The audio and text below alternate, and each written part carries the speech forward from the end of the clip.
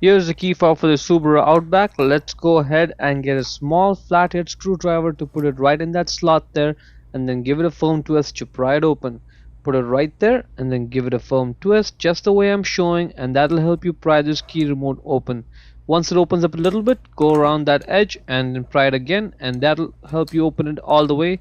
Let's get this part with the blue cover out. That's where the battery is. Now this is the part where you have to slow down a little bit and just be patient, because it's going to take you a good 25-30 seconds to get this blue cover off. Use a screwdriver and then get those clips out one by one. Right, I'm going to speed this part up a little bit, but basically you just have to go on those clips one by one, pry it out, pull it up, pry it out, pull it up, and then finally this blue cover just comes off all the way. There you go, and that's where the battery is. To get the battery out, pry it out using the screwdriver from the edge where I'm showing. The battery side is CR1620. The positive side has markings on it, negative side has no markings on it.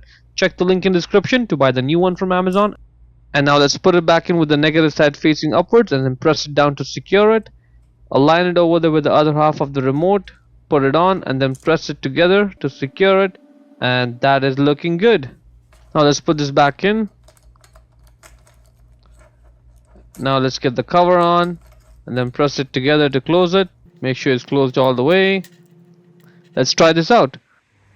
Unlock is working, and so is the lock button, and that's it. Hope you found it useful. Before we go, let me give a quick shout out to Naya Motors Inc. for letting us use the car today to film the videos. They are a used car dealer here in Ottawa, Canada. Check out the link in the description for their entire inventory.